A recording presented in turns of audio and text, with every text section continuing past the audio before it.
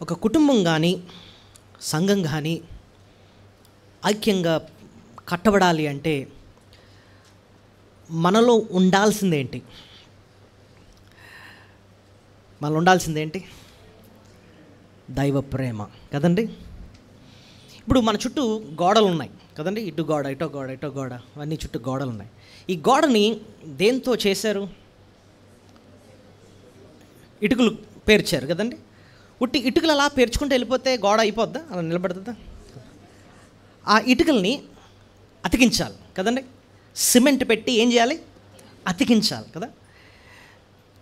Cement ఎలాగైతే ఇటుకల్ని అతికించి స్థిరంగా ఉంచుతుందో, దేవుని బిడ్డలైన మనల్ని అతికించే ఆ సిమెంట్ ఏదో తెలుసా? ప్రేమ. ఏంటండి? ప్రేమ, దైవ ప్రేమ. అందుకోసం ఇక్కడ రాస్తున్న మాట, సహోదర ప్రేమ నిలవరముగా ఉండనిడి. దేనికోసం మాట్లాడుతున్నాడు ఇక్కడ? సహోదర ప్రేమ. నిజానికి దేవుడు మనిషిని సృష్టించినప్పుడు ఈ మట్టి ముద్దలో దేవుడు ప్రేమను పెట్టాడు. అందుకోసం మనుషుల్లో ఎంతో ప్రేమ భావాలు కనపడుతూ ఉంటాయి. ఎంతోమంది అనే రకరకాలుగా ప్రేమను మనం వ్యక్తపరుస్తూ ఉంటాం. అయితే మనం అందరం కూడా ఆశపడేది ఏంటంటే కుటుంబాల్లో ప్రేమ ఉండాలండి, సంఘంలో ప్రేమ ఉండాలండి, ప్రపంచం అంతా కూడా ప్రేమతో నిండిపోయి ఉండాలండి అని ఆశపడతాం. కానీ నిజానికి ప్రస్తుత ప్రపంచం చూస్తూ ఉంటే ఐక్యత కంటే ఏది ఎక్కువ కనపడుతుంది? యుద్ధాలు, గొడవలు, లేకపోతే కలహాలు. కుటుంబాల్లో కూడా నేను ఈ మధ్యన ఒకటి విన్నాను, వివాహాల కంటే విడాకులు ఎక్కువ అవుతున్నాయంట. ఎందుకండి ఇది జరుగుతుంది? ఈ ప్రేమలన్నీ ఏమైపోతున్నాయండి అని చూస్తే మనుషుల్లో ప్రేమ అయితే ఉంది, కానీ పాపం వల్ల ప్రేమ కలుషితం అయిపోయింది. చెప్పండి, ప్రేమ ఏమైపోయింది? కలుషితం. కలుషితం అంటే ఏంటి అర్థం? అడల్టరేటెడ్ అంటే ఇంగ్లీష్లో. ఇప్పుడు చూడండి, మొన్న ఒకళ్ళు విషయం చెప్పారు. వాళ్ళకి ఇంటికి వచ్చే వాటర్ పైప్ లైన్ అంటండి ఎక్కడో బ్రేక్ అయ్యి కొల్లికాలం నీళ్లు కలిసిపోతున్నాయంట. సో వీళ్ళు ఎప్పుడు ట్యాప్ ఓపెన్ చేసినా వాటర్ భయంకరమైన కాలువ స్మెల్ వస్తుందంట. సో మంచి వాటరే ఏమైపోయింది? కలుషితం అయిపోయింది కదండి. మనుషుల్లో ఉన్న ప్రేమ ఎప్పుడైతే పాపం ప్రవేశించిందో ఆ ప్రేమ కూడా ఏమైపోయింది? కలుషితం అయిపోయింది. ఈ ఈ విషయం ఎక్కడ రాస్తుందండి బైబిల్లో చూస్తే? మత్తయి సువార్త 24:12 చూడండి. ఏదొస్తే ప్రేమ చల్లారిపోద్దని రాస్తుందో చూడండి. ఇక్కడ రాస్తున్నది ఒక మాట, మత్తయి సువార్త 24:12. అక్రమము విస్తరించుట చేత అనేకుల ప్రేమ ప్రేమ ఎప్పుడు చల్లారిపోయింది? ఏది విస్తరించిందంటండి? అక్రమము లేదా పాపము విస్తరించినప్పుడు ప్రేమ వెంటనే ఏమైపోతుంది? చల్లారు. సో మానవులు ఉన్న పెద్ద సమస్య ఏంటంటే, ప్రేమించే వ్యక్తులమే దేవుడు ఆ ప్రేమ భావాలు మనలో పెట్టాడు, ప్రేమగా ఉండాలని. కానీ మనందరిలో ప్రవేశించింది ఏంటంటే పాపం ప్రవేశించింది. పాపం వల్ల ప్రేమలు కూడా ఏమైపోయి కలుషితం అయిపోయింది అన్నమాట. ఇప్పుడు ఆ ప్రేమ మళ్ళీ కడగబడాలంటే, స్వచ్ఛమైన ప్రేమతో ఒకళ్ళనొకళ్ళు ప్రేమిస్తూ ఆ ప్రేమను అనుభవించాలంటేనండి, ఆ కలుషంతో ఉన్న ప్రేమను శుభ్రపరిచేది ఒకే ఒక్కళ్ళు. ఎవరంటే దేవుడు, యేసు ప్రభు. ఆయనే. మళ్ళీ ఆయన దగ్గరికే మనం వెళ్ళాలి. ఆయన ఒక వ్యక్తిని రక్షించినప్పుడు ఆయన చేసేది ఏంటంటే, వ్యక్తిని మారుస్తాడు, హృదయాన్ని మారుస్తాడు, ప్రేమతో నింపుతాడు. ఇప్పుడు చూడండి, ఆత్మఫలం అంటాం, ఫ్రూట్ ఆఫ్ ద స్పిరిట్, ఆత్మఫలం. అక్కడ చూస్తే మనకి ఆత్మఫలం కనబడుతుంది కదా. ఫస్ట్ వర్డ్ ఏముంది చెప్పండి? ప్రేమ. సో ఒక వ్యక్తిని రక్షించినప్పుడు, ఆయన ఆత్మను దేవుడు మనలో పెట్టినప్పుడు మనలో పుట్టుకొచ్చేది ఏంటంటే దైవ ప్రేమ మనలో కనబడుతుంది అన్నమాట. He fills us with love. రోమా 5:5 ఏముంటుందంటే, దేవుడు ఆయన ప్రేమను మనలో కుమ్మరించాడన్నమాట. ఉంటుంది చూడండి, రోమా 5.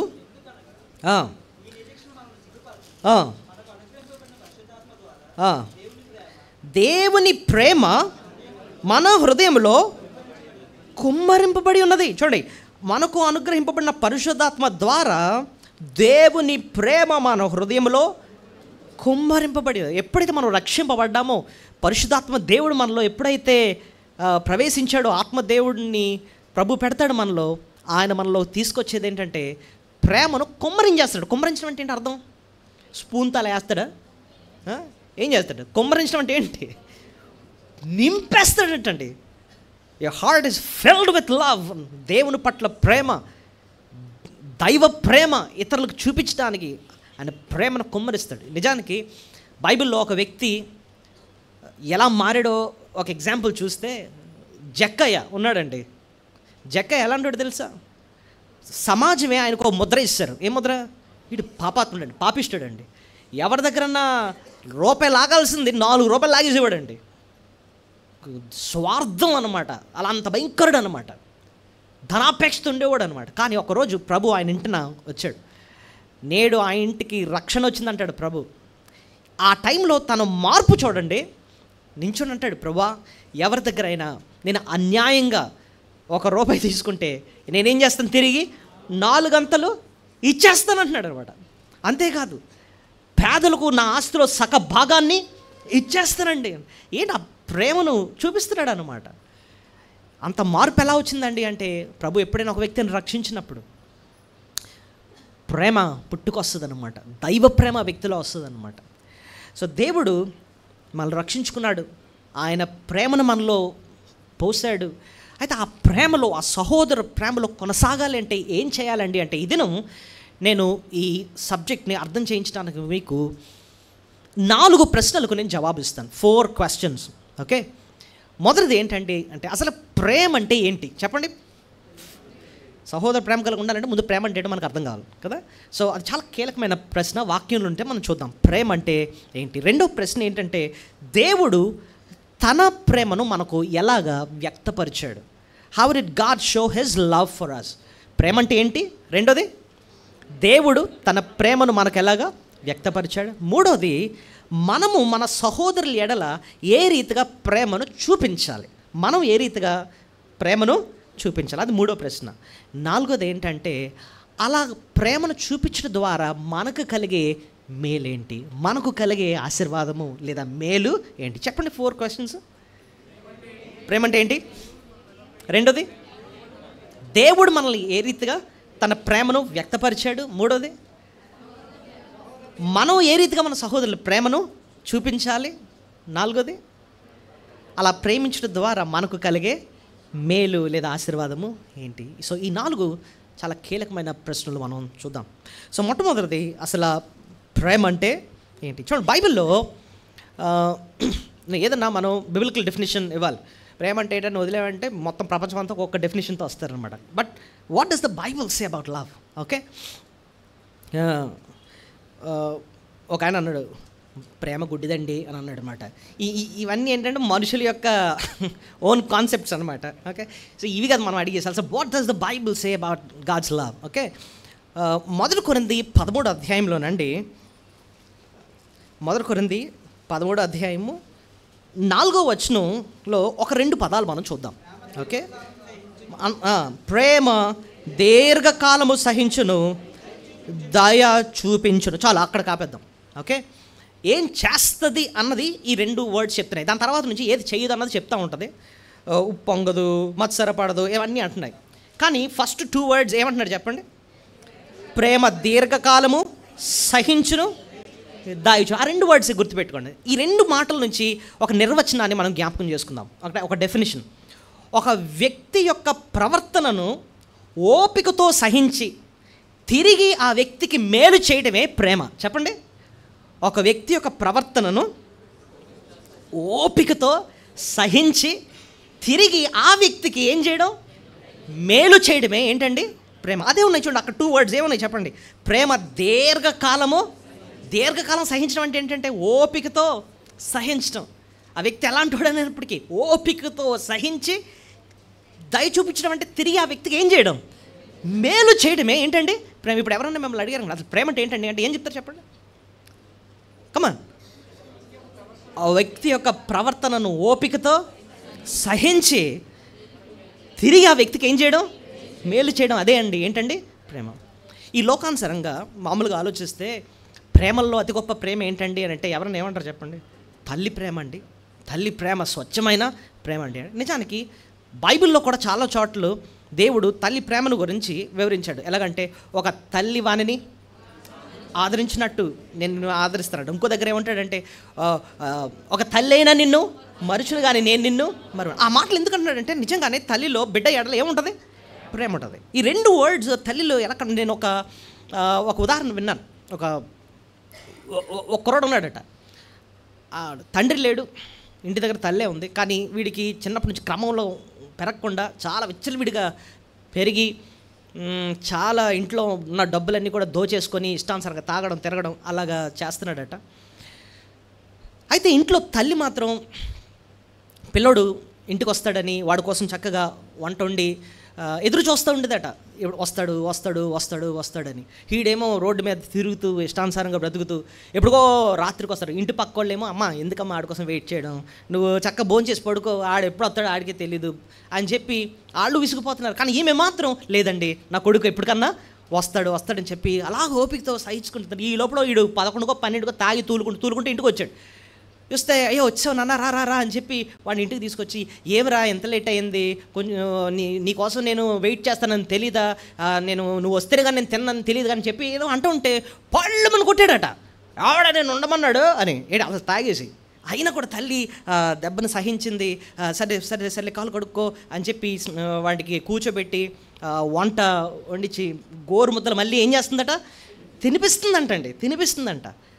ఆ పక్కింటి వాళ్ళు చూసి వాళ్ళ కళ్ళ నీళ్ళు వచ్చేసారంట. ఎలాంటి వాడిని ఎలా సహిస్తున్నావమ్మా నువ్వు అంటే. తల్లి కాబట్టి ఏం చేస్తుంది, ఒక పక్కన వాడి ప్రవర్తన అంతటిని కూడా ఓపికతో సహిస్తూనే తిరిగి వాడికి ఏం చేస్తుంది, మేలు చేస్తుంది, వంట పెడుతుంది, తన కోసం వెయిట్ చేస్తుంది, పట్టించుకుంటుంది. చూడండి, మానవుల్లోనే ఇంత ప్రేమ కనపడుతుందంటే మానవుల్లో ఆ ప్రేమను పెట్టిన దేవునికి ఇంక ఎంత ప్రేమ మన పట్ల ఉంటుందో ఆలోచించండి. సో బైబిల్లో దేవుని గురించి ఉన్న మాట, దేవుడు ప్రేమ స్వరూపి, ప్రేమ, గాడ్ ఇస్ లవ్ అన్నమాట. ఆయనది స్వచ్ఛమైన ప్రేమ. ఒక ఆయన అన్నాడు, దేవుని ప్రేమని మనిషి యొక్క ప్రేమను కంపేర్ చేస్తేనంట, మనం సముద్రంకి వెళ్ళి ఒక బకెట్లో నీళ్లు తీసామనుకోండి, ఎంత వస్తాయి బకెట్ నీళ్ళు అంటే? కొంచెం వస్తాయి. మానవ ప్రేమ బకెట్ అంత అయితే దేవుని ప్రేమ సముద్రం అంతంట. అసలు దీనికి కంపారిజన్ ఉంటుంది అసలు నథింగ్ కదా.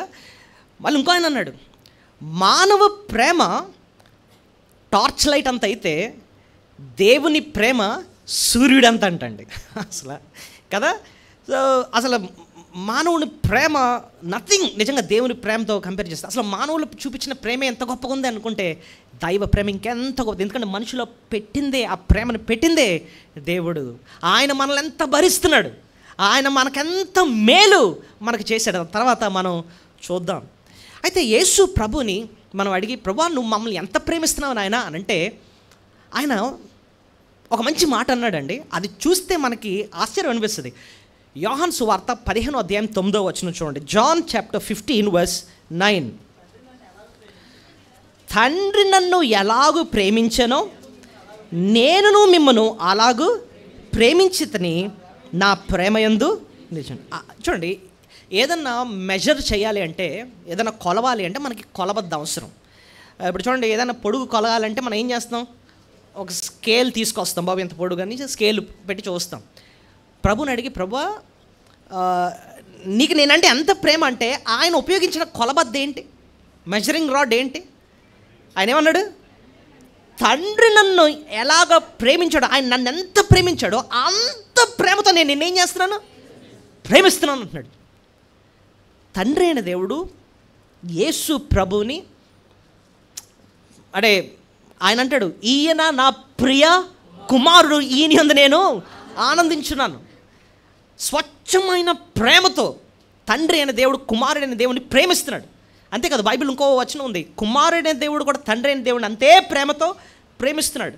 ఇప్పుడు ప్రభుని మనం అడిగి, నువ్వు నన్నెంత ప్రేమిస్తున్నావు నాయన అని అంటే, ఆయన అంటున్నాడు, తండ్రి నన్ను ఎంత ప్రేమతో నన్ను ప్రేమిస్తున్నాడో అంత ప్రేమతో నేను నిన్నేం చేస్తున్నాను, ప్రేమిస్తున్నాను అని అన్నమాట. సో ఆయన మనల్ని ప్రేమిస్తూనే ఓపికతో సహించుకుంటున్నాడు, భరిస్తున్నాడు మనల్ని. అంతేకాకుండా తిరిగి మళ్ళీ మనకి ఏం చేస్తున్నాడు, ఆయన మేలు చేస్తున్నాడు. సో ప్రేమ అంటే ఏంటి చెప్పండి, మళ్ళీ ఒకసారి అడుగుతున్నా. ఎవరిని అడిగారు అనుకోండి, బాబు ఎవరు మందిరంకి వెళ్ళారు, ఏం నేర్చుకున్నారంటే ప్రేమ గురించి తెలుసుకున్నామండి. ఇంతకీ ఏంటి అసలు ప్రేమ అంటే ఏం చెప్పాలి? ఒక వ్యక్తి యొక్క ప్రవర్తనను ఓపికతో సహించి మళ్ళీ తిరిగి ఆ వ్యక్తికి ఏం చేయడం, మేలు చేయడం. అదే కదా మనం చూసాం, ప్రేమ దీర్ఘకాలము సహించును, ఇంకా దయ చూపిస్తారు. ప్రేమ దయను చూపిస్తారు. ఒక పాట ఉంది కదా, ప్రేమ దీర్ఘకాలము సహించును, ప్రేమ ఎంతో దయను చూపించును. చూసారా? సో అది ఈ వచనం నుంచే మనం చూస్తున్నాం. రైట్, ఇప్పుడు రెండో ప్రశ్నకి వెళ్దాం.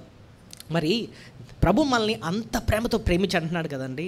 ఇంతకీ ఆ ప్రేమను రెండో ప్రశ్న ఏ రీతిగా మన ఎడల వ్యక్తపరిచాడు? ఈ రెండో ప్రశ్న ఎందుకు అవసరం అంటేనండి, చూడండి, మనం ఇతరులని ప్రేమించడం నేర్చుకోవాలంటే దేవుడు మనల్ని ఎంత ప్రేమించాడో ముందు మనకి అర్థం అవ్వాలి. ఒక పాయింట్ ఏంటంటే, మనము ప్రేమ యొక్క రుచి చూస్తేనే ఇతరులను మనం ప్రేమిస్తాం. మళ్ళీ ఒకసారి చెప్తున్నాను, మనము ప్రేమ యొక్క రుచిని చూస్తేనే మనం ఇతరులను ఏం చేస్తాం, ప్రేమిస్తాం. ఆ ప్రేమను మనం రుచి చూడకపోతే మనం ఇతరులను ఏం చేయం, ప్రేమించాం. కాబట్టి దేవుడు మనల్ని ఎంత ప్రేమించాడో క్లియర్గా మనం అర్థం చేసుకోవాలి. ఓకే, కీర్తనకారుడు మనకు తెలిసిన వచనం ఉంది, నా గిన్నె నిండి పొర్లుచున్నది అంటున్నాడు. నిండి పొర్లి ఉండడం అంటే అర్థం ఏంటి? దేవుడు ఆయన నన్ను ఎంత ప్రేమించాడో నాకు అర్థమైంది. ఆ ప్రేమ ఎంత చూపిస్తున్నాడంటే పొర్లి ఉన్నంత ప్రేమ నా ఎడల చూపిస్తాడు. ఇప్పుడు గిన్నె నిండి పొర్లుతుంది కాబట్టే ఆ పొర్లిపోతున్న ఎక్సెస్ అయిపోతున్న దాన్ని ఇతరులకు నువ్వు పంచి పెడతావు. నీకే లేకపోతే నువ్వు ఇంకెందుకు ఇస్తావు? పొర్లిపోయేంత ప్రేమ నీ ఎడలో చూపిస్తున్నాడు కాబట్టి ఇతరులకు నువ్వు నీ ప్రేమను చూపిస్తున్నావు. ప్రభు మన ఎడల అలా పొర్లిపోతున్నంత ప్రేమ ఎలా చూపించాడండి, ఆయన ఏం చేశాడండి అని అడిగితే ఒక 10 విషయాలు క్లుప్తంగా చెప్తాను. ఈ రెండో క్వశ్చన్కి జాగ్రత్తగా నన్ను ఫాలో అవ్వండి. మొట్టమొదటిదండి, ఆయన మనకు వాత్సల్యతను చూపిస్తున్నాడు. ఏం చెప్పండి? ప్రేమించి వాత్సల్యత చూపిస్తున్నాడు. ఇది ఎక్కడుందండి అని చూస్తే విలాప వాక్యాల గ్రంథం 3వ అధ్యాయం 23వ వచనం. విలాప వాక్యాల గ్రంథం లామెంటేషన్స్ చాప్టర్ 3. విలాప వాక్యాల గ్రంథం త్వరగా తీయడానికి నేను పేజ్ నెంబర్ చెప్తాను. 683 పేజ్. విలాప వాక్యాలు 3:22-23 కలిపి చదువుదాం. యెహోవా కృపగలవాడు, ఆయన వాత్సల్యత ఎడతెగక నిలుచున్నది కనుక మనము నిర్మూలము కాకున్న వారము, అనుదినము నూతనముగా ఆయనకు వాత్సల్యత పుట్టుచున్నది, నీవెంతైనా. ఈ 2 వచనాలు చూడండి. ఫస్ట్ ఎలాగా 22 ఎలా ప్రారంభమైంది? యెహోవా కృపగల. ఇక్కడేమో కృపగలవాడు అని ఉంది, కానీ ఇంగ్లీష్ బైబిల్లో మీరు చూస్తే స్టెడ్ ఫాస్ట్ లవ్ అన్న మాట ఉంటుంది అన్నమాట. దేవా, నువ్వు ప్రేమ కలిగిన దేవుడు, ప్రేమించి మా ఎడలు ఏం చూపిస్తున్నావు? వాత్సల్యత వాత్సల్యత అంటే అర్థం ఏంటండి అంటే క్షమించడమే కాదట, ఒక అవకాశాన్ని మళ్ళీ మనకి ఇవ్వటం. చెప్పండి, అవకాశం. ఇప్పుడు ఎవరన్నా మనోడు తప్పు చేశాడండి, ఒరే నీ ముఖం మళ్ళీ నాకు చూపించకరా అని అనేసాం, కోపం వచ్చేసి 2 రోజులు అయిన తర్వాత ఫోన్లే జాలిపడి రా ఇంటికి వచ్చేలే అని చెప్పి మళ్ళీ ఇంటిని చేర్చుకుంటున్నావు. అంటే ఏంటి? ఆ వ్యక్తికి మళ్ళీ ఏం చేస్తున్నావు నువ్వు? అవకాశాన్ని. దేవుడు అంటండి మనల్ని ప్రేమించి మళ్ళీ మళ్ళీ మనకేమి ఇస్తున్నాడట? అవకాశం ఇస్తున్నాడంటండి. ఆ అవకాశం ఇవ్వడం ఏంటో తెలుసా? వాత్సల్యత చూపించడం. వాత్సల్యత. His mercies are new every morning అంటాడు. అంటే ఒక కొత్త రోజు మనం చూసామంటే దేవుడు మనకు ఇంకొక అవకాశము ఇచ్చినాడు. ఒక కొత్త వారాన్ని మనం చూస్తున్నామంటే ఒక అవకాశం మనకి ఇచ్చినట్టే. ఒక కొత్త సంవత్సరాన్ని మనకి ఇస్తున్నాడంటే ఆయన మళ్ళీ మనకు ఒక అవకాశము ఇస్తున్నట్టే. ఆ అవకాశం ఎందుకు ఇస్తున్నాడంటే నువ్వంటే నేనంటే ఆయనకి ఎంతో ప్రేమ, బికాస్ హీ లవ్స్ us. ఇప్పుడు చూడండి, మనం గత వారం మందసం గురించి కొన్ని విషయాలు మనం నేర్చుకున్నాం. నేను ఒక క్వశ్చన్ అడుగుతాను. మందసంలో ఒక 3 వస్తువులు ఉంటాయి. అందులో ఫస్ట్ వస్తువు ఏది? 10 ఆజ్ఞలు కదా. మీరు జాగ్రత్తగా ఆలోచించండి. అందులో పెట్టిన 10 ఆజ్ఞలు దేవుడు మోషేకి ఇచ్చిన ఫస్ట్ కాపీసా లేకపోతే సెకండ్ కాపీసా? అవి ఆలోచించారు ఎప్పుడైనా మీరు?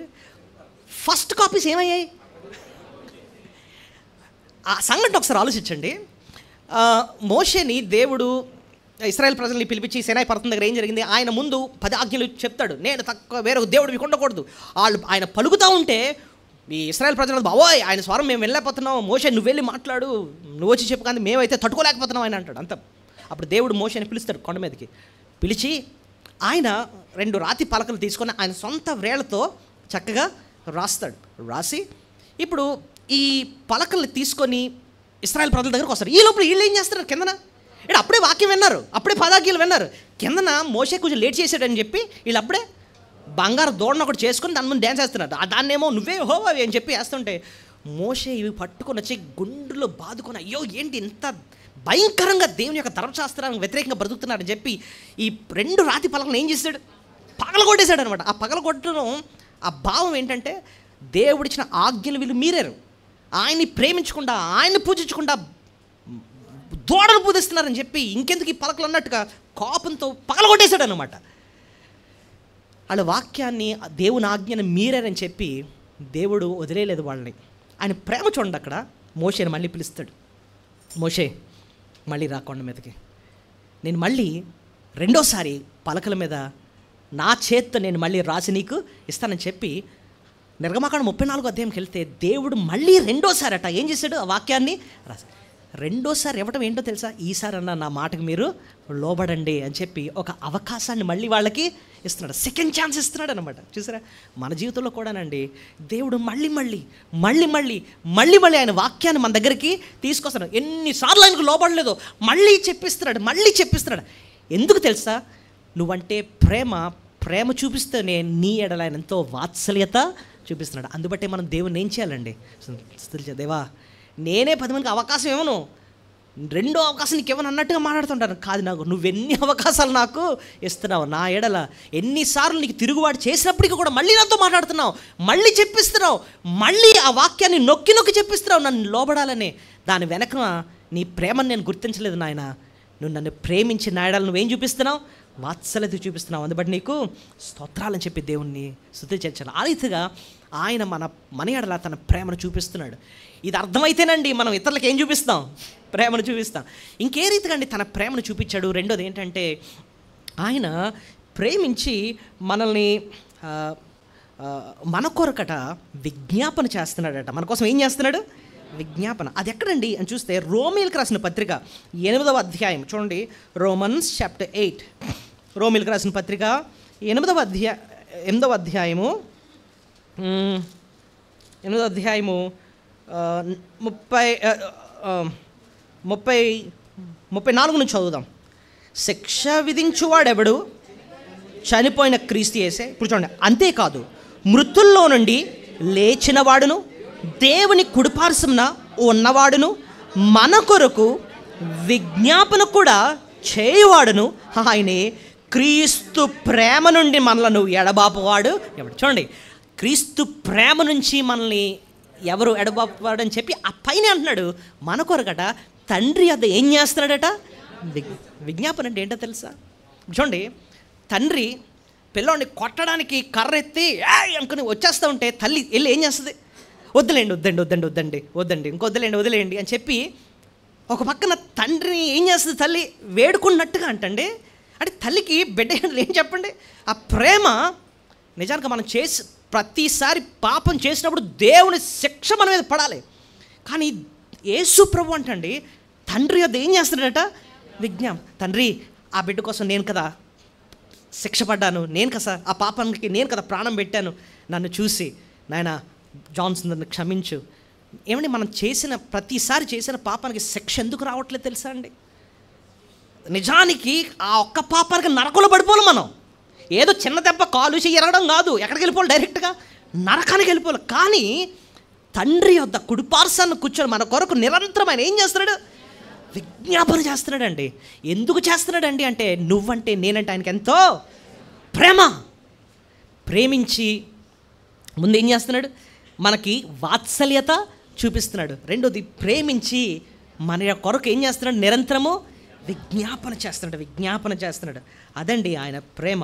మూడోది ఇంకా చూడండి, ప్రేమించి మనల్ని ప్రభు పోషిస్తున్నాడు. ప్రేమించి మనల్ని ఏం చేస్తున్నాడు? పోషిస్తాడు. ఎక్కడ రాస్తుంది ఏమండి? మీరు గమనించారో లేదో, ఈ మందసంలో కూడా రెండోది ఏముంది? అహరోను యొక్క కర్ర. అహరోను యొక్క కర్ర. అహరోను ఎవరు? ప్రధాన యాజకుడు. యాజకుడు కూడా ఏం చేస్తాడు చెప్పండి? మనుషుల కొరకు ఏం చేస్తాడు? విజ్ఞాపన చేస్తాడు. సో ఒక రకంగా మందసం దేవుని యొక్క ప్రేమను గురించి మనకి తెలియజేస్తుంది. ఆయన వాత్సల్యత చూపించేవాడని, అంతేకాకుండా మన కొరకు విజ్ఞాపన చేసేవాడని. ఇప్పుడు చూడండి, మూడోది మన్నా ఏం చూపిస్తుంది? మనల్ని పోషించేవాడని. ఎఫెసీ పత్రిక 5వ అధ్యాయము 30వ వచనం. ఎఫెసీ పత్రిక 5:30 వచనం. కమాన్, తీసిన వారు కొంచెం గట్టిగా చదివితే. తన శరీరమును ద్వేషించువాడు ఎవడునూ లేడు కానీ ప్రతివాడు దాన్ని పోషించి సంరక్షించుకొను. మనము క్రీస్తు శరీరమును అవయవంలో ఉన్నాము గనుక అలాగే క్రీస్తు కూడా సంఘమును పోషించి సంరక్షించును. ప్రభు కూడా మనల్ని ఏం చేస్తున్నాడంటే పోషిస్తున్నాడు. ఇశ్రాయేలు ప్రజలు ఒక పక్కన ఆయన్ని ఏడిపిస్తున్నప్పటికీ కూడా, తిరుగుబాటు చేస్తున్నప్పటికీ కూడా, రెబెలియస్ యాటిట్యూడ్ అన్నమాట, రాళ్ళు ఎత్తుతున్నారు మోషే మీద. అలాంటి భయంకరులకి ఏనాడు కూడా ఆయన మన్నాను తక్కువ చేయలేదండి. ఎందుకండి అంటే ఆయన ప్రేమ. ఆ ప్రేమను బట్టే ఉదయం లెగిసేటప్పటికి వాళ్ళకి సమృద్ధిగా కడుపు నిండా ఏం పెడుతున్నాడు? ఆహారం పెడుతున్నాడు. దేవుడు నిన్ను నన్ను కూడా పోషిస్తున్నాడు. నువ్వు అనుకుంటావు నేను కష్టపడి సంపాదించేస్తున్నాను కాబట్టి, బోల్డ్ జీతం వస్తుంది కాబట్టి బతికేస్తున్నానండి. కాదు, నిన్ను పోషిస్తుంది ఎవరో తెలుసా? దేవుడు. నీ నోట్లోకి ఆ మెతుకులు ఎందుకు వెళ్తున్నాయో తెలుసా? దేవుడు నిన్ను నన్ను ఏం చేస్తున్నాడు? ఆయన పోషిస్తున్నాడు. ఎందుకండి అంటే ఆయన నువ్వంటే నేనంటే ఎంతో ప్రేమ. దేవుడే కానీ పోషణ ఆపేస్తేనండి గిలగిలగిల కొట్టి చచ్చిపోతామండి మనం. సొలొమోన్ అంటాడు, ఆయన సెలవు లేకుండా భోజనము చేసి సంతోషించుట ఎవరికి సాధ్యం? నువ్వెంత సంపాదించినా, కోట్లున్నా సరే రూపాయి కూడా నువ్వు అనుభవించవు. ఆయన సెలవిస్తున్నాడు కాబట్టి నువ్వు తిని బ్రతుకుతున్నాడు. ఎందుకు సెలవిస్తున్నాడు తెలుసా? ఆయన నువ్వంటే నేనంటే ఆయనకి ఎంతో ప్రేమ కాబట్టే. ప్రేమించి వాత్సల్యత చూపిస్తున్నాడు. ప్రేమించి మన కొరకు విజ్ఞాపన చేస్తున్నాడు. ప్రేమించి అనుదినము కూడా నిన్ను నన్ను ఆయన ఏం చేస్తాడు? పోషిస్తాడు. సంవత్సరం ఎంతవరకు వచ్చేసాం. ఈ సంవత్సరం అంతా నిన్ను పోషించింది ఎవరు? దేవుడు అండి. దేవుడు. ఉద్యోగం చేస్తున్నావు కరెక్ట్, ఆ ఉద్యోగం నీకు ఇచ్చింది ఎవరు? అసలు దేవుడే. ఆయనే నీ పోషకుడు. ఆ పోషణ వెనక నువ్వు చూడాల్సింది ఆయన యొక్క గొప్ప ప్రేమ. ఈ మందసమే చూపిస్తుంది దేవుడు ఎంత వాత్సల్యత చూపిస్తున్నాడో, ఎంత నీ కొరకు విజ్ఞాపన చేస్తున్నాడో, ఎంతగా నిన్ను పోషిస్తున్నాడో. ఇశ్రాయేలు పోషించడమే కాదు, ఆయన బిడ్డగా చేసుకొని ఆయన నిన్ను నన్ను పోషిస్తున్నాడు. నాలుగోది, ఆయన ప్రేమ యొక్క స్పెషల్ ఏంటంటేనండి, మనలో ఏ కారణం లేకుండా కూడా ఆయన మనల్ని ప్రేమిస్తున్నాడు. ప్రేమించడానికి మనలో ఏ కారణం లేదు, అయినా కూడా మనల్ని ఏం చేస్తున్నాడు? ఆయన ప్రేమిస్తున్నాడు. సాధారణంగా మనం ఎవరినన్నా ప్రేమించాలంటే ఆ వ్యక్తిలో మనకు నచ్చే కారణాలకు ఉండాలి. ఇప్పుడు ఎవరన్నా అడిగి, ఏమండి మీకు ఆవిడంటే ఎందుకంటే అంత ప్రేమ అని అంటే ఏమంటారు? అందంగా ఉంటుంది కాబట్టి అండి. ఈయనంటే ఎందుకంటే అంత ప్రేమ అంటే పొడుగ్గా ఉంటాడండి, తెల్లగా ఉంటాడు, బాగుంటాడు. సో మనం ఏం చేస్తాం? సాధారణంగా మనుషులంగా కారణాలు ఎదుగుతాం, అంతేనా? కారణాలు మళ్ళీ కారణాలు పోతే మళ్ళీ ప్రేమ ఎగిరిపోద్ది కదా. మనుషులు ఇవన్నీ కూడా నేను ఇందాక చెప్పాను కదా, కలుషితమైన ప్రేమలు ఇవన్నీ. కాబట్టి ఇలాంటి కారణాలు ఎదుగుతారనమాట. కానీ ప్రభు నిజంగా అడిగి, ప్రభువా నేనంటే ఎందుకంటే నీకు అంత ప్రేమ, నాలో ఏముందని అని అంటే ఆయన అంటాడు, ఒక్క కారణం కూడా లేదు. అరికాలు మొదలుకొని నడినెత్తు వరకు పచ్చిపుండు గాయాలు, పెండబడలేదు, కట్టబడలేదు, దుర్వాసన నీ జీవితం. అది దాని గురించి వివరణ మనం ఎక్కడ చూస్తామంటే ఎఫెసీ పత్రిక 2వ అధ్యాయంలో ఒక మాట మనం వివరణ ఇస్తున్నాడండి. ఏంటో తెలుసా? చచ్చిన స్థితి. మన అపరాధాల చేత, పాపము చేత చచ్చిన వారై ఉండగా. మనం ఎలాంటి వాళ్ళం అంటండి? ఊహిద్దాం, రోడ్డు మీద బస్సు ఏ కుక్కను గుద్దేసిందండి, కుక్క చచ్చిపోయింది. మున్సిపాలిటీ వాళ్ళు దాన్ని పట్టించుకోలేదు, 4 రోజులు అలాగే ఉంది రోడ్డు మీద. ఎలా ఉంటుంది ఊహించండి. ఎక్కడి నుంచి వాసన కొడుతుంది కదా. దాన్ని ఎవడన్నా ప్రేమిస్తాడా? అసలు ప్రేమించడానికి దాంట్లో ఏమన్నా ఉందా? అసహించుకుంటారు అన్నమాట. మన బతుకదే. దేవుని దృష్టితో చూస్తే మన జీవితం ఎలాంటిదట? చచ్చిన స్థితి, డెడ్నెస్ అన్నమాట. డెడ్నెస్, ఒక సమాధి మన బ్రతుకు. ప్రేమించడానికి మనలో ఏది లేదు. అయినా ఆయన మహాప్రేమ ఎంత గొప్ప ప్రేమ అంటే, మనం ఒక పక్కన సాతానికి లోబడిపోతున్నామంట, మన దురాశలకు లోబడుతున్నామంట, దేవుని ఉగ్రతకు పాత్రమంటండి. ఆయన తన మహాప్రేమతో నిన్ను నన్ను ఆయన ఏం చేశాడు? ప్రేమించాడు. మనం ప్రభువుని అనాల్సింది, దేవా ఏ కారణం లేకుండానే నువ్వు నన్ను ఏం చేస్తావు? ప్రేమ. ఇదండి ప్రభు యొక్క ప్రేమ. మనుషులం కారణాలు ఎతుకుతాం, దేవుడు అది కాదు. నిన్ను చూసి ఏ కారణం లేకుండానే నిన్ను నన్ను ప్రేమించాడు. ఐదోది ఏంటంటేనండి, మనల్ని ప్రేమించడానికట ముందు ఏర్పాటు చేసుకున్నాడట. Selective love. ఇది ఎక్కడ రాస్తుందండి అంటే 2 దెస్సలోనికే 2:13 చూడండి. 2 Thessalonians 2:13. ప్రభు వలన ప్రేమింపబడిన సహోదరులారా, ఆత్మ నిన్ను పరిశుద్ధపరచుట వలన సత్యమును నమ్ముట వలనను రక్షణ పొందుటకు దేవుడు ఆది నుండే మిమ్మల్ని ఏర్పరచుకొనెను గనుక మేము మిమ్మల్ని బట్టి ఎల్లప్పుడూ దేవునికి కృతజ్ఞతాస్తులు. ఈ వచనం చూడండి. ఈ వచనం ఫస్ట్ స్టార్టింగ్ ఎలా మొదలైందంటే, ప్రభు వలన ప్రేమింపబడిన సహోదరులు అంటున్నాడు. ప్రభు వల్ల ప్రేమింపబడ్డారు అని చెప్పి అంటున్నాడు. అలా ప్రేమించట ఎప్పటి నుంచి ప్రేమించాడు అంటే, రక్షణ పొందుటకు దేవుడు ఆది నుండే మిమ్మల్ని ఏర్పాటు చేసుకున్నాడు. ఆది అంటే ఏంటంటే అర్థం, బైబిల్ స్టార్టింగ్ వర్డ్ ఏముంది? ఆది అందు దేవుడు భూమి ఆకాశములు. అదంటే అప్పుడు సృష్టి ఇంకా ప్రారంభం, భూమికి పునాదులు వేయబడక మునిపే ఆయన మనల్ని ఏం చేశాడంటండి? మనం ఇప్పుడు ఇంకా పుట్టలేదు, మన ఉనికే లేదు అసలు. ఇప్పుడు చూడండి, తల్లిదండ్రులు పిల్లోడు ఇంకా కడుపులోనే ఉన్నాడు, ఇంకా పుట్టలేదు, అప్పుడే వాడి మీద ఎంతో ప్రేమ వస్తుంది. అప్పుడే ఇంకా పుట్టలేదు, అప్పుడే ఆ చిన్న చిన్నవి కొనేస్తారు. అప్పుడే ఏవి ఈ సౌండ్లు, తన చిన్న స్వెటర్లు ఇవన్నీ కొనేసి రెడీగా ఉంచుతారనమాట. ఎందుకంటే ఇంకా పుట్టలేదు, అప్పుడే వాడి మీద ఏమొచ్చేసాయి? ప్రేమ. మనం ఇంకా ఉనికిలో రాకముందేనండి దేవుడు మనల్ని చూసి, ఆయన మనం పాపాలు చేస్తామని తెలుసు, మనం ఎంత భ్రష్టులమో తెలుసు, ఆయన నిన్ను నన్ను ఆయన ఏం చేశాడు? ఏర్పాటు చేసుకొని ప్రేమించాడు. ఆ ఏర్పాటు అన్న మాట కూడా మీరు చూడండి. యాకోబుని నేను ప్రేమించితిని, ఏసావుని నేను ద్వేషించితిని అంటున్నాడు. ఇద్దరులో మామూలుగా ఇది ఎవరు మంచోళ్ళు ఏంటి అంటే, ఏసావు మంచుడు కాదు, యాకోబు ఇంకా డేంజరు, ఇంట్లోనే ఉండి మోసాలు చేసేవాడు. ఇద్దరూ ప్రేమించడానికి అర్హులు కాదు. కానీ దేవుడు ఏర్పాటు చేసుకున్నాడు ఎవరిని? యాకోబుని ఏర్పాటు చేసుకొని తన ప్రేమను తన పైన పెట్టాడనమాట. యాకోబు నిన్ను ఉండపాలంగా నేను ఏం చేస్తాను? ప్రేమిస్తాను. దేవుడు ఇంత విశ్వంలో, ఇంత గొప్ప ప్రపంచంలో కోట్ల మంది జనాభా ఉంటే ఆయన దృష్టి నీ పైన పెట్టి ఆయన నిన్ను నన్ను ఆయన ఏం చేశాడండి? ఏర్పాటు చేసుకొని ప్రేమించాడండి. సో దేవుని మనం ఎంతగా స్తుతించాలంటే, ప్రభా నన్ను ఏర్పాటు చేసుకొని నీ ప్రేమ నా పై ఉంచావు, ఆయన అందుబట్టి నీకు స్తోత్రాలు. సో చెప్పండి, మనం ప్రభు మనల్ని ఎలా ప్రేమించాడంటే ఎన్ని విషయాలు చెప్పాను? 5 విషయాలు చెప్పండి. ఎవరైనా చెప్పలేదు?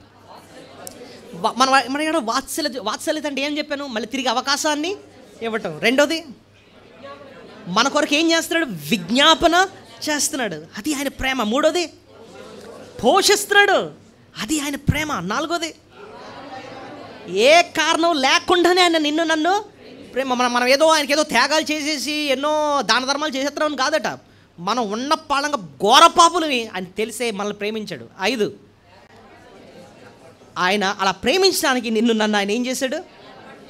ఏర్పాటు చేసుకున్నాడు. దేవుడు లోకాన్ని ఎంతో ప్రేమిస్తున్నాడు, అందరినీ ఒక రకంగా ప్రేమిస్తాడు. కానీ ఆయన ఏర్పాట్లో ఉన్న వారికి ఒక ప్రత్యేకమైన ప్రేమ వాళ్ళపైన చూపిస్తున్నాడు అనమాట. అసలు కృప అన్న మాటకి అర్థం ఏంటంటేనే ఒక ప్రత్యేకమైన ప్రేమ, స్పెషల్ లవ్. ఇంగ్లీష్లో కృపను గురించి లవింగ్ కైండ్నెస్ అన్న మాట ఉంటుంది అన్నమాట. దేవుడు అలాంటి ప్రత్యేకమైన ప్రేమ నీ పైన నా పైన పెట్టాడు. కాబట్టి నిన్ను రక్షించుకున్నాడు, కాబట్టి నిన్ను ఆయన సంఘంలో, ఆయన శరీరంలో చేర్చుకున్నాడు, కాబట్టి పరలోకానికి వారసుగా నిన్ను చేసుకున్నాడు. ఆ ప్రత్యేకమైన ప్రేమను నీ పైన పెట్టాడు. ఇంకా 6ది, ఆ ప్రేమను ఇంకెలా వ్యక్తపరిచాడంటే దేవుడు మన ఎడల ఆయనకి ఏది శ్రేష్టమైనదో అది మనకి ఇచ్చాడండి. మళ్ళొకసారి చెప్తున్నాను, తండ్రి అయిన దేవుడికి ఏది శ్రేష్టమైనదో అది నీకు నాకు ఇచ్చాడు. ఇప్పుడు చూడండి, ఒక తల్లి ఉంది, తనకిష్టమైన ఒక హారం ఉంది, ఆమెకి 4 కుమార్తెలు ఉన్నారు. పెద్ద కుమార్తె అంటే తనకెంతో ప్రేమ. ఆ 4 తనని పిలిచి, ఇవ్వ అమ్మ, ఈ హారం నాకు ఎంతో విలువైంది, చాలా ప్రియమైంది, నాకు నువ్వంటే ప్రేమ కాబట్టి ఈ హారాన్ని నేను నీకు ఇస్తున్నాను అన్నాడు. ఇప్పుడు తండ్రి అయిన దేవుడు మనల్ని ఎంతో ప్రేమించి ఆయనకి విలువైనది బిలవర్డ్ అనమాట మనకి వరంగా ఇచ్చాడు. ఏంటి ఎవరైనా చెప్పగలరా? ప్రియ కుమారుణ్ణి. యేసయ్యని మనకి ఎలాగిచ్చాడు? ఆయన ప్రియ కుమారుణ్ణి మనకు వరంగా ఇచ్చాడు. దేనికోసం ఇచ్చాడండి? మీరే చూడండి ఒక మాట. 1 యోహాను 4వ అధ్యాయము 9-10 వచనాలు. 1 యోహాను 4వ అధ్యాయము 9-10 వచనాలు. మనము ఆయన ద్వారా జీవించినట్లు దేవుడు తన అద్వితీయ కుమారుని లోకములోనికి పంపెను. దీనివల్ల దేవుడు మన యందు ఉంచిన ప్రేమ పరచబడెను. చూడండి ఇక్కడ మనకు అర్థమవుతుంది. 9వ వచనం ఏమంటాడంటే దేవుడు తన ప్రేమను ప్రత్యక్షపరిచాడు. ఏ రీతికట? తన అద్వితీయ కుమారుని లోకములోకి పంపెను. దీని వలన దేవుడు మన యందు ఉంచిన ప్రేమ ప్రత్యక్షపరచను. మనము దేవుని ప్రేమించడం కాదుగా, తానే మనలను ప్రేమించి మన పాపములకు ప్రాయశ్చిత్తమైనటకు తన కుమారుని ఇంతకీ ప్రభుని తన ప్రియ కుమారుని మన కొరకు ఇచ్చింది దేనికోసం అంటే, ఒక్కడ ఒక మాట ఉందండి, ప్రాయశ్చిత్తం చేయడానికట. దేనికోసం? ప్రాయశ్చిత్తం అన్న మాటకి నేను ఇంతకుముందు చెప్పాను, దేవుని కోపం చల్లారటం. చెప్పండి, ప్రాయశ్చిత్తం అంటే ఏంటి? దేవుని కోపం ఎప్పుడు చల్లారుతుంది? చూడండి, తప్పు చేసినోడికి తగ్గ శిక్ష పడితేనే దేవుని కోపం ఏమవుద్ది? చల్లారుతుంది కదండి. ఇప్పుడు ఎవడో రేప్ చేశాడు, అందరికి కోపం ఉంది, బయటకు తీసుకురాని చంపేద్దామన్నంత కోపం వచ్చేస్తుంది.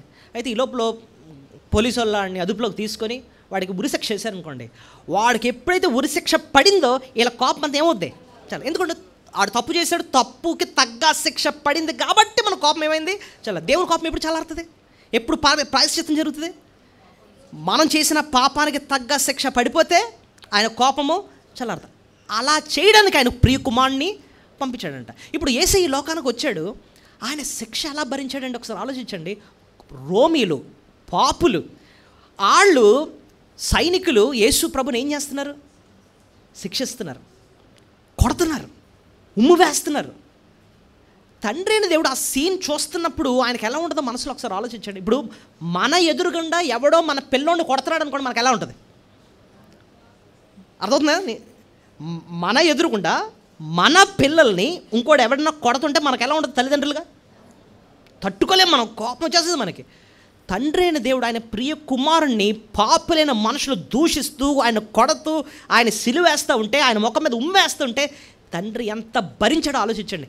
అయితే అలా చేస్తే తప్ప మనకేం దొరకదు? పాప క్షమాపణ దొరకదు, మనకు మోక్షణ దొరకదు, మన ఆత్మకు రక్షణ దొరకదు.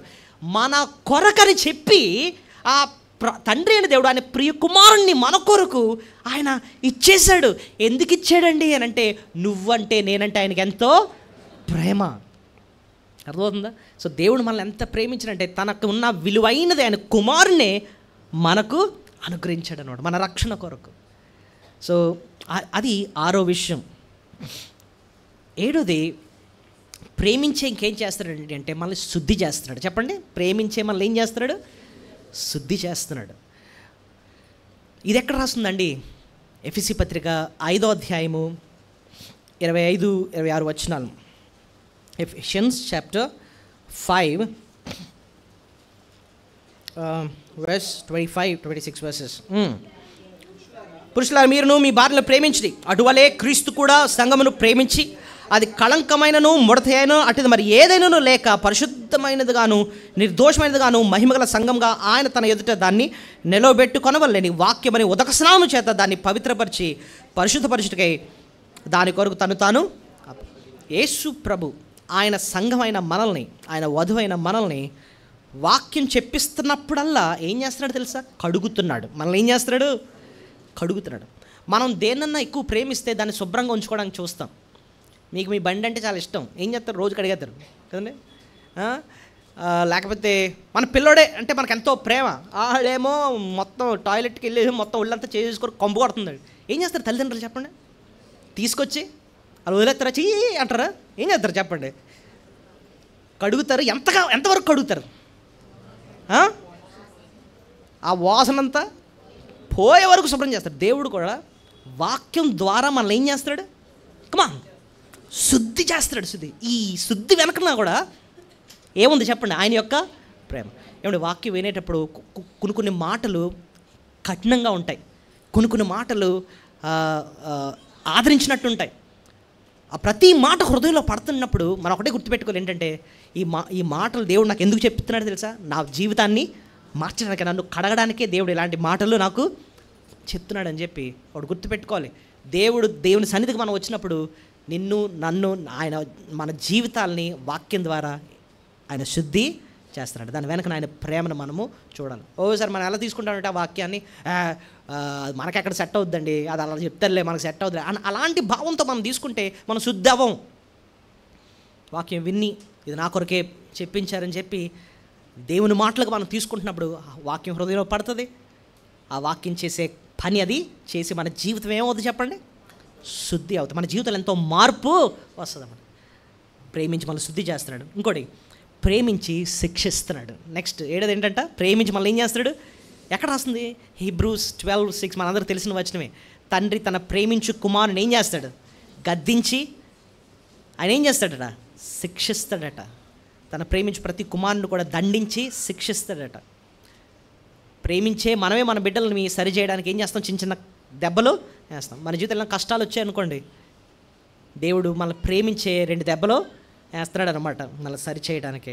అందులో కూడా మనం చూడాల్సింది దేవుని యొక్క ప్రేమ. 8వ ఏంటంటేనండి, ఆయన మనల్ని ప్రేమిస్తున్నాడని చెప్పి జ్ఞాపకం చేస్తూ ఉంటాడట ఎప్పుడు. ఎలా తెలుసా? సాంగ్ ఆఫ్ సోలమన్, దాని పరమగీతాలు 2వ అధ్యాయం 4వ వచనం చూడండి. పరమగీతాలు 2వ అధ్యాయం 4వ వచనం. ఇక్కడ దేవుడు మళ్ళీ ప్రేమించి జ్ఞాపకం చేస్తున్నట్టుగా మనం చూస్తాం. సొలొమోను ఎలాగైతే తన ప్రేమను షులోమితికి చూపిస్తున్నాడో మనకి ఇక్కడికి అర్థమవుద్ది. విందుశాలకు తీసుకెళ్ళాడట. తన ప్రేమను ధ్వజముగా ఎత్తెను అంటున్నాడు. సో ఇక్కడ సొలొమోను తన ప్రేమను షులోమితికి చూపిస్తూ ఎక్కడ తీసుకెళ్ళాడటండి? విందుశాల. అంటే ఏంటి అర్థం? మన భాషలో విందుశాల అంటే 5 స్టార్ హోటల్ తీసుకెళ్ళాడు. అది చూస్తే ఎలా ఉందంటే మొత్తం అంత బఫే అనమాట. రకరకాల స్వీట్లు, ఇవి అవి, బిర్యానీ ఎన్ని ఉండేటప్పటికి ఏంటండి ఇదంతా అంటే, నువ్వంటే ప్రేమ కాబట్టి నేను ఇక్కడికి తీసుకొచ్చాను చెప్పి అంటే అక్కడ తీసుకెళ్ళి సొలొమోను షులోమితికి తన ప్రేమను చూపిస్తున్నాడు అనమాట. దేవుడు కూడా మన జీవితంలోనండి తన ప్రేమను జ్ఞాపకం చేస్తూ ఉంటాడు. అంత లోబట్టలేదు, అయినా మేలు చేస్తున్నాడు మన జీవితంలో. పాస్ అవుతున్నావు, మంచి జాబ్ వచ్చింది, చక్కగా సెటిల్ అవుతున్నావు, ఎన్నో కొనుక్కుంటున్నావు, ఆరోగ్యం ఉంటుంది, చక్కగా నీ బిడ్డలు ఎదుగుతున్నారు. ఇవన్నీ అంత లోబడకపోయినా మన ఎడల ఆ మేళ్ళు ఎందుకు చేస్తున్నాడండి అంటే, నేను ప్రేమిస్తున్నానని చెప్పి దేవుడు ఏం చేస్తున్నాడట? జ్ఞాపకము చేస్తున్నాడు. So God reminds us that he loves us. ఆఖరిగా ఆయన మనల్ని ప్రేమించి మనల్ని ఎంతో విలువగా ఎంచాడంటండి. ప్రకటన 1:20లో మనం చూస్తే సంఘాన్ని దేవుడు దేంతో పోల్చాడంటే బంగారు దీపస్తంభాలు అంటాడు. చూడండి, ప్రకటన 1:20.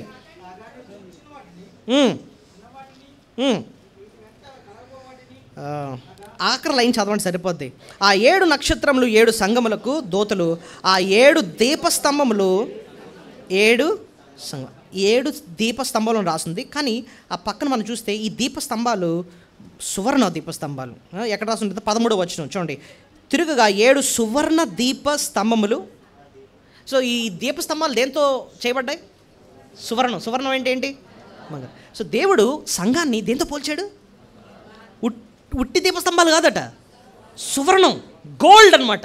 ఇప్పుడు మన బిడ్డలంటే మనకు ఎంతో ప్రేమ. నాన్న బంగారం అని పిలుస్తాం మనం. ఎందుకు? అలా ఏదో బంగారంతో చేయబడ్డారు వాళ్ళు కాదే, ప్రేమతో ఏ పేరు పెడుతున్నాం? బంగారం అంటున్నా. దేవుడు అటండి మనల్ని ఎలా పిలుస్తున్నాడట? నువ్వు నాకు ఏంటనుకుంటున్నావు? ఎంత విలువ తెలుసా? బంగారం అంటాడట ఆయన. అంత విలువగా మనల్ని పిలుస్తున్నాడు ఆయన.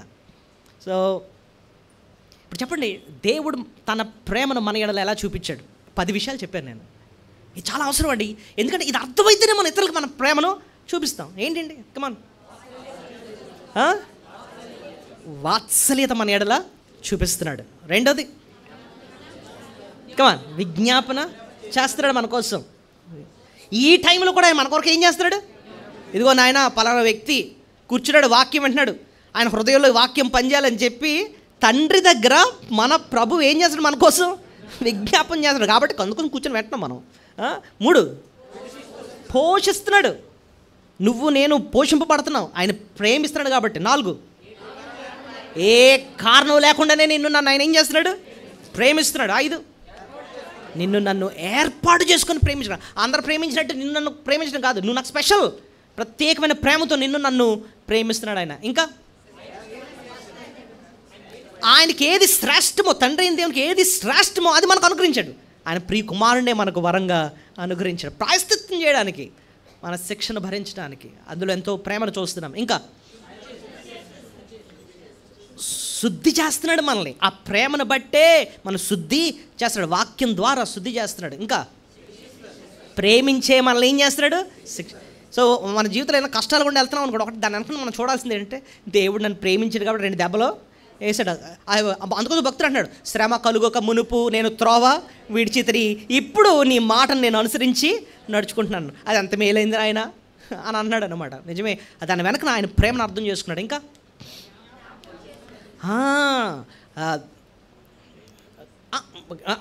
మనకు ఆయన ఎంత మనల్ని ప్రేమిస్తున్నాడో మళ్ళీ మళ్ళీ మనకేం చేస్తాడట?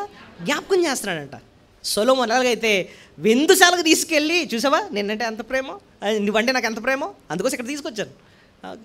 సో మనం కూడా మన పిల్లల్ని ఎంతో ప్రేమించి, భార్యను ప్రేమించి, భర్తను ప్రేమించి, వాళ్ళ సంతోషం కోసం, వాళ్ళ మొక్కల్లో సంతోషం కనిపించాలని ఏవో చేస్తూ ఉంటాం. చాక్లెట్లు కొంటాం, టాయ్స్ కొంటాం బిడ్డలకి. దేవుడు మనల్ని ప్రేమించే, చూసావు నువ్వు ఎంత అవిధేయత చూపించినా సరే ఇంకా నీ ఎడల నా ప్రేమను చూపిస్తున్నాను చూసావా అన్నట్టుగా ఆయన జ్ఞాపకము చేస్తున్నాడు. ఇంకా నిన్ను నన్ను ఎంతో విలువగా, ఏంటి ఎంత బురుకోళ్ళమే, ఎంత పాపులమే ఆయన శుద్ధి చేసి మనల్ని ఏమని పిలుస్తాడు చెప్పండి? బంగారం అని పిలుస్తాడు. నేను ఇందాక చెప్పాను కదా, మనం ఇతరుల్ని ప్రేమించాలంటే ఆ ప్రేమ యొక్క రుచి ఏంటో ముందు నీకు నాకు తెలియాలి. ప్రభు ప్రేమను ధ్యానించినప్పుడే ఇతరులు నేను ఏ రీతిగా ప్రేమించాలి అన్న విషయం నీకు అర్థమవుతుంది. మిగిలిన 2 ప్రశ్నలకు నేను వచ్చే వారం జవాబు ఇస్తాను. సో మిగిలిన 2 ప్రశ్నలు ఏంటి? మనం ఏ రీతిగా ఇప్పుడు సహోదరుల్ని ప్రేమించాలి, అలా ప్రేమించడం ద్వారా మనకు కలిగే మేలేంటి? ఆ 2 ప్రశ్నలకు నేను వచ్చే వారం చెప్తాను. సో వాళ్ళకెళ్ళక ముందండి, ప్రేమ అంటే ఏంటో అర్థం చేసుకున్నాం. ప్రేమ అంటే ఏంటి? ఒక వ్యక్తిని ఓపికతో సహించి తిరిగి మేలు చేయటం. దేవుడు ఇంత పాపులమే ఓపికతో మనల్ని ఏం చేశాడు? సహించి మనల్ని మార్చి మన కోసం ప్రాణం పెట్టి మనకెంతో మేలు ఆయన చేశాడు. మనల్ని రక్షించి పోషిస్తూ నడిపిస్తున్నాడు, మనల్ని ఆశీర్వదిస్తున్నాడు. ఇది అర్థం చేసుకున్నప్పుడేనండి మనం ఇతరులకి ఎలా ప్రేమించాలో మనం నేర్చుకుంటాం. సో వాళ్ళకెళ్ళక ముందు ఆయన ప్రేమను తలపోసుకుందాం, ఆయన సిలువ త్యాగం తలపోసుకుందాం, మంచి తీర్మానాలు చేద్దాం. దేవాన్ని నన్ను ఎంత ప్రేమిస్తున్నావని నేను జ్ఞాపకం చేస్తాను, ఆయన ఇతరులను కూడా నేను ప్రేమించడం నాకు నేర్పించు తండ్రి అన్నట్టుగా ప్రభుని అడుగుదాం. దయచేసి మోకరించి వాళ్ళ కొరకు సిద్ధపడండి. ప్రభు మీకు స్తోత్రం.